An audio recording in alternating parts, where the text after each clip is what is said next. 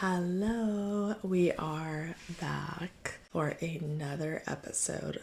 I don't even know if I'm gonna call this episodes anymore because obviously, is this a podcast? Is this just a channel? Like, it is what it is, okay? I do want to say thank you for the subscriber amount lately. I went up like 15, 14 or something subscribers. So very happy about that. And I am glad that people are subbing and watching. Anyways, today we're going to talk about the reality of grief and the reality of losing a parent. With the holidays approaching, there's must be other people besides me who have lost people this year. I don't know. I go on YouTube and I look up videos and I just feel like I can't find something that is exactly how I feel or what I'm going through or maybe the age range that I am. But I am 28 and I lost my mom in January of this year. I will make another video in the future that's more detailed, but she did pass away in January from cancer after about 4 months of being on hospice. So my 4 months of 2023 during the holiday season, I was taking care of her while she was on hospice. So my experiences of the holidays in the last 2 years haven't been the best. So this year I want to change that, switch it around, and even though I have experienced loss, as I'm sure a lot of other people have too, we can switch that around and we can make this holiday season a great one. And it doesn't have to be so sad and so hard and so stressful, and we don't need to put this pressure on ourselves to feel completely better, because we're not going to feel completely better. We don't need to feel the pressure of going and hanging out with other family if we don't feel like we're ready for it. Because I know that when you have lost someone in your life and you are put in a circumstance where they would usually be a part of, and you look around and you notice that they're not there, it can feel just daunting. And I have felt that way with my mom being gone at birthday parties, at, anything so far, even Halloween. It's like I would usually send her a picture of my costume or something. And I think hanging around family or being around family or friends and noticing that your parents not there, your friend's not there, or like someone's not there that passed away, it can be a very hollow feeling. So first thing is, I don't want anyone to feel pressure to go and be around people. But at the same time, it's good to be around people. It's good to surround yourself with friends and family, at least people that make you feel loved and people that make you feel like happy and like you can be yourself. Those are the types of people that you will want to be around. Starting off, I did want to talk about the reality of just the stages of grief, because when I first was dealing with this, I've lost people in my life, like a lot of people in my life, but this is 100% the worst experience that I've had. Like, I've been to funerals before. I'm like, oh, this is so sad, blah, blah, blah, blah. But it's so different when it's someone who you were extremely close to or your immediate family. It's an extremely different circumstance. And when I first started trying to understand what grief was, how to deal with it, I was taking psychology classes at the beginning of this year, and I thought, oh yeah, like psychologically this is what happens to the brain, or this is what happens to you, and blah blah blah blah blah. That's not how it is. Like, you look up the stages of grief on the internet and it shows this line of this, and that's not at all how it is. The 5 stages I did want to talk about is denial's the first one, supposedly, which is like avoidance and confusion and just not wanting to believe it's real, which I've for sure dealt with, and I'm sure all of us have. Then there's anger, just the short fuse, the bad attitude, the who cares kind of mentality of you're just upset and you don't really care about how you're coming off or how you're treating people or how you're being in public maybe situations or social interactions. Bargaining, which I had to look this one up because I didn't know exactly what that meant, but it's struggling to find relief. It is also just sharing your story and reaching out to other people. Depression, of course, is one of them, just being overwhelmed, sad, not wanting to get out of bed, not wanting to do much, being more lazy, maybe sleeping more, not taking care of yourself. And then acceptance, which is coming up with a new plan, accepting that this person is gone, trying to move forward in life. So, those 5 stages are what we all go through. But the thing is you don't go through those over like a year's time, or you don't go through those in order. And you can go through all 5 stages in one day. Like, I've had days where I was sad, but then I get up and I'm like, no, we're going to get up, we're going to go after it today. Then I'm angry. And then with that anger, I usually would go work out or go run. I didn't really care how I was coming off to other people. Maybe I wasn't so nice, I guess you could say, as I usually would be. And then there's, just the denial I would be in, I would say mostly. And then just accepting. And then I would be like, okay, yeah, this happened. Okay, I'm accepting it. Okay, yeah, everything's good. Everything's fine. It's cool. Like, this is what happened. This is life.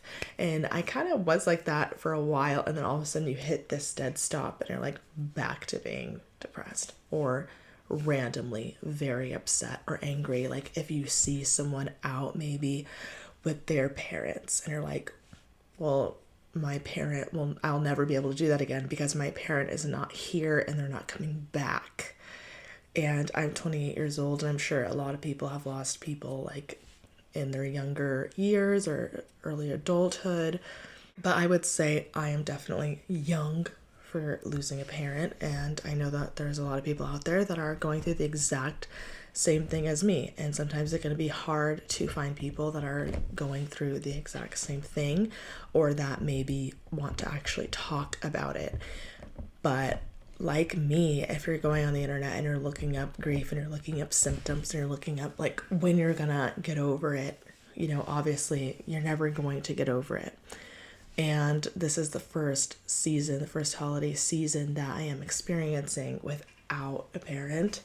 And if you are like that as well, I just want to say, like, don't try to put that pressure on yourself. Like, you have to go to events and like you have to do things, but also try not to isolate yourself. If you're so sad and you just want to be alone and that's all you want is to be alone and that's making you feel better, like watching movies and spending time by yourself, then that's what you should do.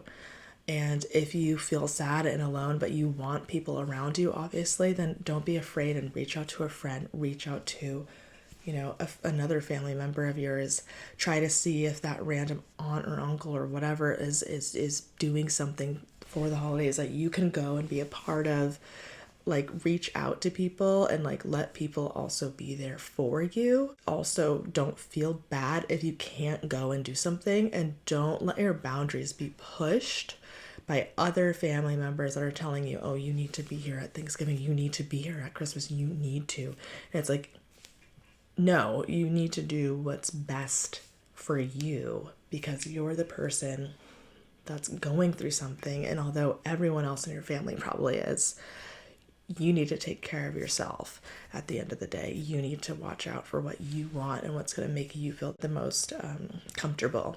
And although like life's not about being comfortable all the time. It's like, yeah, but when it comes to grief and when it comes to losing a parent or losing somebody in your life that was important to you, you need to do what's comfortable and what's best for you. You can be stuck in one of these stages for a long time. Like, for a while, it's like I felt just like down and depressed or whatever, and I just felt so exhausted all the time, and I just wanted to like sleep. I just wanted to be inside. I just wanted to like watch movies, and I just wanted to be alone. Like, no one talked to me, no one bothered me, no one talked to me about it. Like, I don't want to talk about it. Like, there's times when you feel that way, and then there's other times where all you want to do is talk about it. All you want to do is try to maybe even recreate some memories or talk about old memories or old times or look at photos or, listen to a voice recording or something that you have to feel that connection once again. And that's what you should be doing. I highly recommend that because there was a time where I just wanted to avoid everything, and I think that was the denial phase, where you don't want to look at photos, you don't want to look at anything, you don't want to hear their voice, you don't want any of that because you want to pretend that this didn't happen, which is extremely relatable. I was going to say it's very relatable, and there's a lot of people that feel the exact same, or the denial where it's like you remove yourself so far from it that when you do talk about it, it's like you don't feel emotionally connected to it. You feel like you could kind of shut it off. And I want to say something about that actually as well, is if you feel like when you talk about certain things that have to deal with the passing of someone, it's not that you're coming off cold and like you're removed from it. That's the only way that you can talk about it without crying. And it's not that you are bad at expressing your emotions or whatever. It's that you want to be able to talk about something and you want to be able to share your story and you want to be able to get it out without being a mess. Like, I've had friends, I'm just not comfortable like crying in front of most people, I'd say. And it's like I could talk about things to my friends or to, people that are in my life. It's not that I'm removed from the situation. It's just that I have to talk about it in that way or else it's too much. We don't want to put ourselves in that position to where it's like, this is real, this happened, blah, blah, blah, blah, blah. Like, let me put myself in that area where I'm just thinking about everything that will happen, everything that went on, because it can always feel kind of, it just feels overwhelming a lot of the time, depending on how the person passed away. It's like, if it was a longer passing, it's like, then you're thinking about all the steps that led up to that. If it was immediate, then you're thinking about that phone call or that text that you got or whatever it was that you received telling you this horrible news. It's like, no matter what, when you talk about it in public or talking about it to someone, it's like, you don't want to go back to that because that is very traumatic. It's weird because it's like, even if a year goes by or less than a year goes by, because that's all I have experience with, everything feels a little bit like too much. Not everything, but like in certain situations, you're kind of like, whoa, wait a minute. Like, everything happened so fast. And it's crazy because for me, it wasn't fast. But for other people, it is like just one thing happens and then someone passed away. And it's just like, that was fast. Also, if it's a slower passing, it's like, it just goes by fast. It's like, no matter how much time, it always will go by fast. Just like how right now, it's like life feels like it's just going by and moving so quickly, but in reality, it's not. And I think what's helped me a lot with grief is just living seriously in the moment.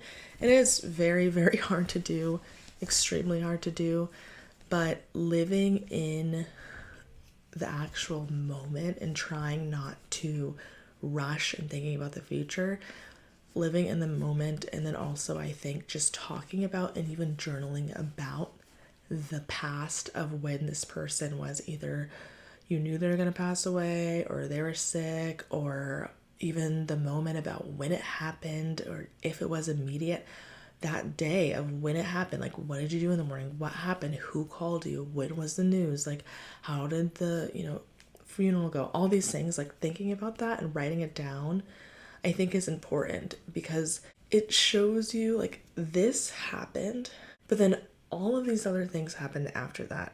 If you write down the dates and when things happened and you talk about everything that's happened after that, or you journal more often about your life now and the things that have changed in your life and all the new people maybe that are in your life now, or the new experiences that you've had since that, you realize that not only did so much happen after the fact, it's just life keeps moving forward.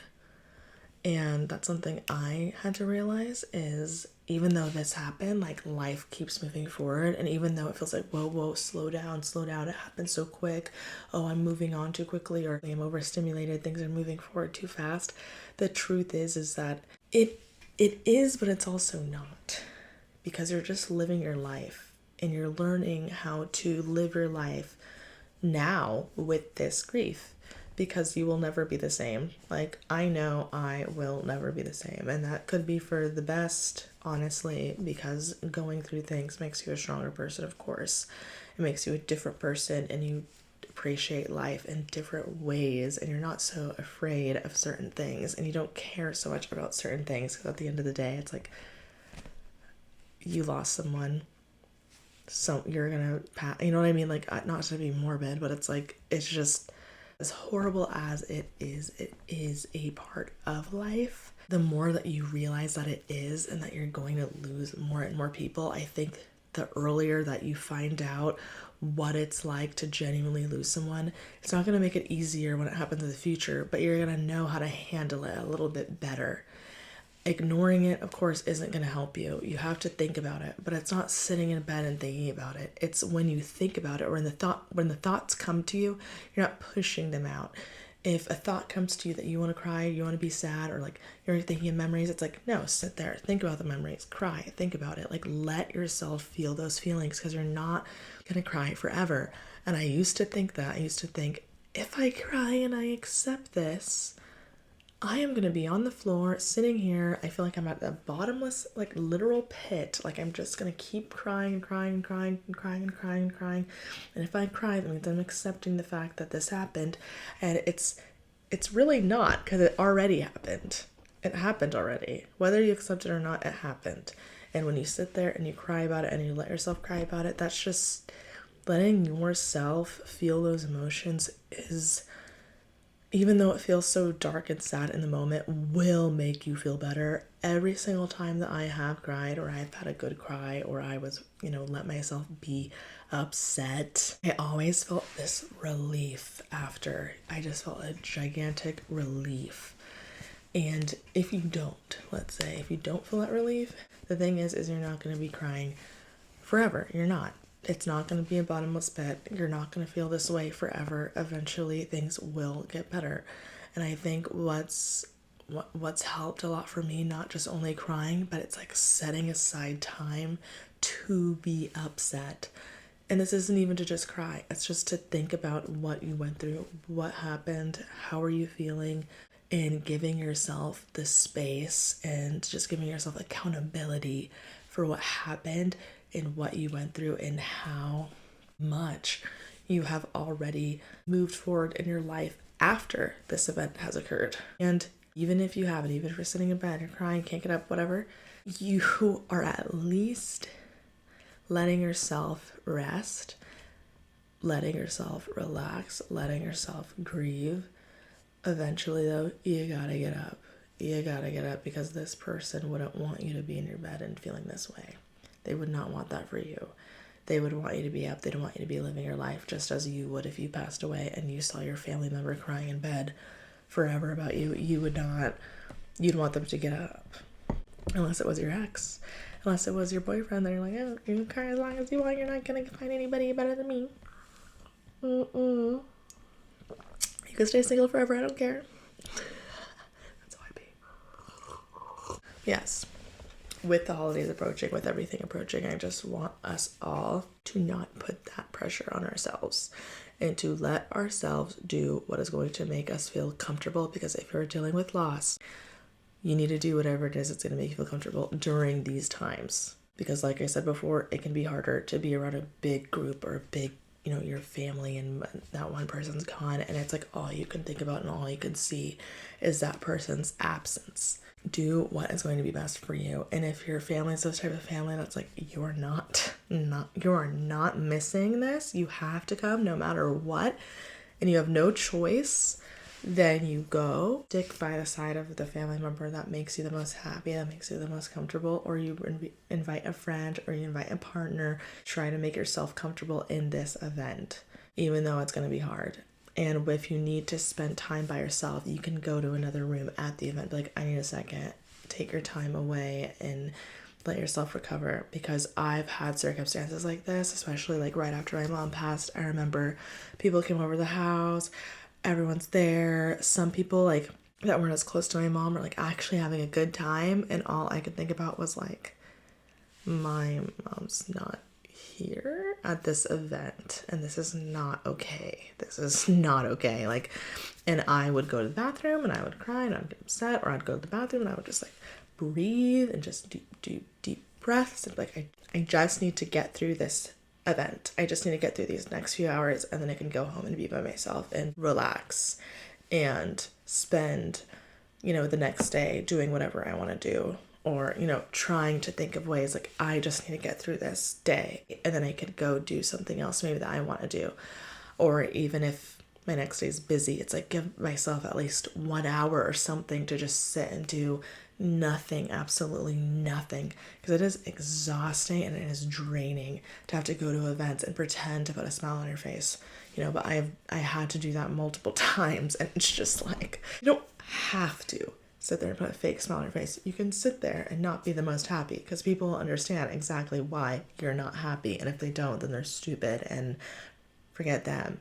But you can spend that, you can take time away and go to the bathroom or go do something, go on a walk, freaking around the, I don't know, to remove yourself from that situation, because I've had to do that. Like, I didn't care. I'm like, I have to have boundaries for myself. And I just remember being at one event, and I got up and I'm like, went to a room, closed the door, turned off the light, and just sat there. And no one tried coming in and doing or saying anything. And if they did, I'd be like, oh, I just want to like be by myself, or I just want to lay down, I just want to relax, whatever. Like, you just don't want to be around the noise and around all the people that are smiling and telling stories, having fun, or whatever it may be. And that's fine, and people understand. So I think during this time, it's very important, if you're a person that is easily pushed, like their boundaries are easily pushed, or you don't have strong boundaries, this season and this time in your life, if you lost someone, is prevalent for you to have and put up those boundaries now, and just think about yourself and think about what you went through and how much stronger that you are now. That if your boundaries were pushed before, it's like you just went through something horrific. You just went through something that a lot of people go through, but also a lot of people haven't. And now is the time, like, I just went through this, then I could say no to these people. I just went through this, so I can go take the time for myself to go to the bathroom and be by myself and be alone. I just went through this, so I can say that I don't want to go to this family event and just see what people say. At the end of the day, who cares? It's like, it's about you, and you just went through something traumatic, and you just went through something horrible. It's not about everyone else. I know a lot of people try to make it about them, or you think that people are going to be mad about you if you don't want to go to something, if you don't want to do something. But the truth is, if they're mad, it's like, let them be mad. If they're not, then it's like, they're gonna be more understanding. And I think a lot of the time people will be more understanding than you think that they will be, especially if you're a people pleaser. I know, because I have completely been there. I don't want to say no, I don't want to not go, that's me, what are people gonna say? It's like, no one thinks like that. Maybe people do, but if they do, those are people you don't want to be around anyways. So I hope that this reaches the right person, and that the right person could see this and it could help them. So yeah, like, subscribe, comment, and thank you for the few subscribers that recently subbed. It means a lot, and I will continue making these videos.